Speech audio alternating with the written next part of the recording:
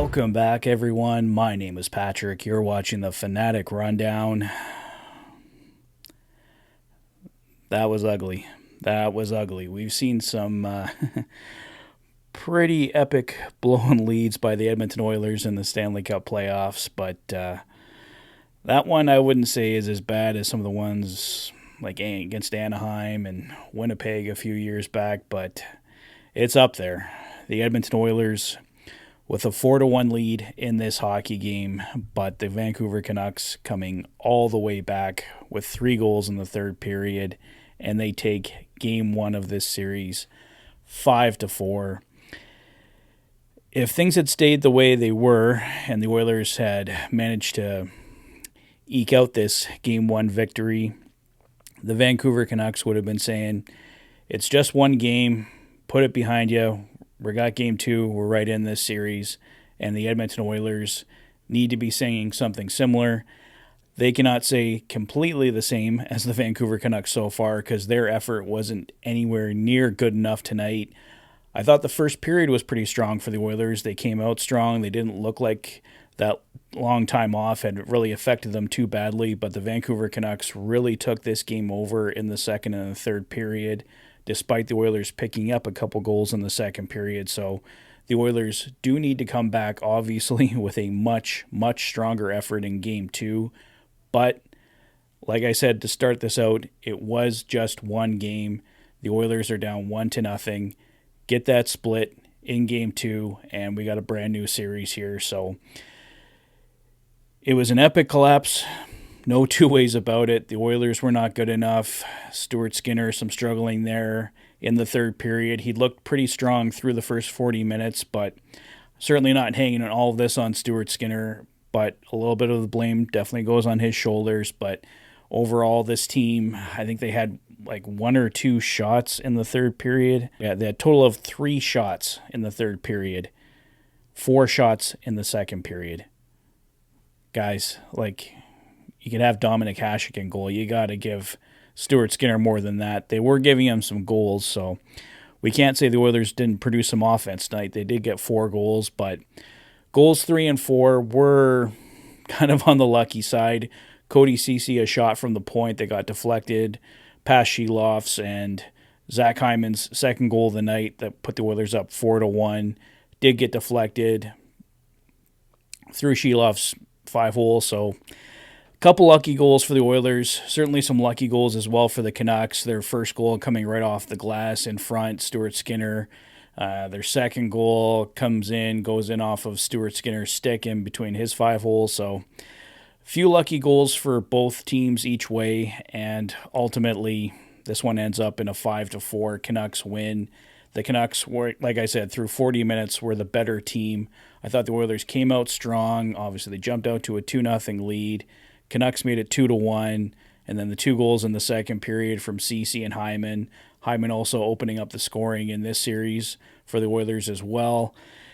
2 goals from Zach Hyman. He's continued to produce, and he's definitely been an amazing playoff performer here for the Oilers. And just crappy that Zach Hyman, another guy leading the way, but I think I read on Twitter there, someone posted too many passengers tonight for the Edmonton Oilers, and I thought that really summed it up well.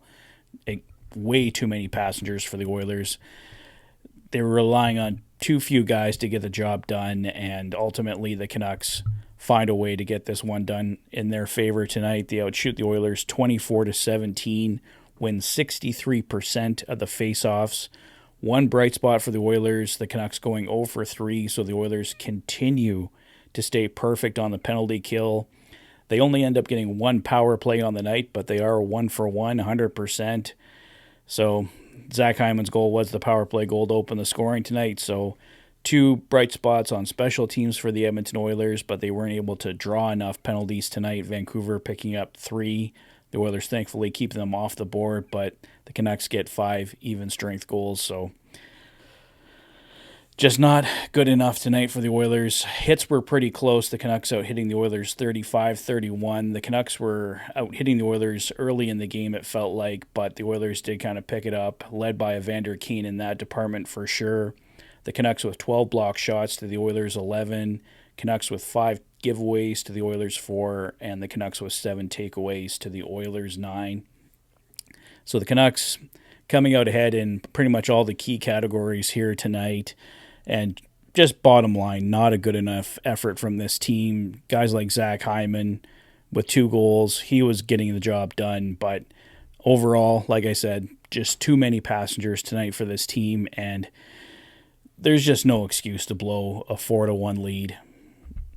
Vancouver Canucks, obviously, Vancouver Canucks fans, Game 1 in Vancouver, they're absolutely loving this. And you know what? If it was going the other way, we'd be loving it too if it was in Edmonton and we were getting this one. But yeah, just overall not good enough tonight, guys. And obviously have to mention Leon Draisaitl. He left for a period of time in the second period. He did return in the third, but it looks like Draisaitl has some kind of back injury. We'll might learn more on that. I don't know. It's the Stanley Cup playoffs, so injury news is going to be really hard to come by, but Draisaitl did not look like himself in the third period.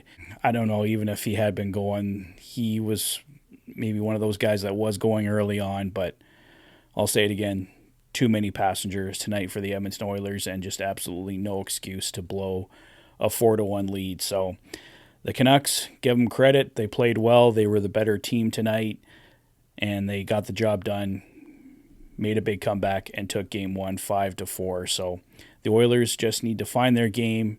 Remember, it's just one game here. Get a split and get home to Edmonton and hopefully take the lead in this series. I'll wrap it up there game-wise tonight, guys, but on a bit of a bright spot from my friends at Deflect Apparel, I am giving away a t-shirt tonight, and I did select a winner earlier tonight. Congrats to Cool Cash 8. You are the winner of a shirt from Deflect Apparel. I'll reach out to you in the comments section, and you can select your t-shirt from deflect.net. So thank you to everyone for entering. The trivia question was, in which 2 previous years did the Edmonton Oilers and Vancouver Canucks meet in the Stanley Cup playoffs? And that was, of course, 1986 and 1992. So congrats once again to Cool Cash 8, and thank you to everyone for entering, and look forward to more contests here going forward from my friends at Deflect Apparel. The playoffs are here, and my friends over at Deflect Apparel have everything you need to help cheer on the Oilers in their run for the Stanley Cup. They even have your furry fans covered too. Check them out at deflect.net and use the code FANATIC20 at checkout for 20% off your order. Check out more in the description below, and stay tuned for upcoming contests. I'll wrap it up there for tonight, guys. Oilers are going to get this one back. Don't worry about it. It's a rough start. Just glad this isn't a deciding game in the series. It's Game 1. The Oilers can bounce back. We've seen them be so much better in this playoff so far against the LA Kings.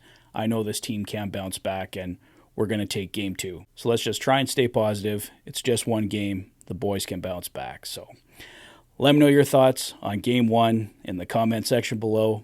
If this is your first visit to the channel and you like what you see, please consider liking and subscribing for all the latest Oilers content. You've been watching the Oilers Fanatic. Thanks for being a fan.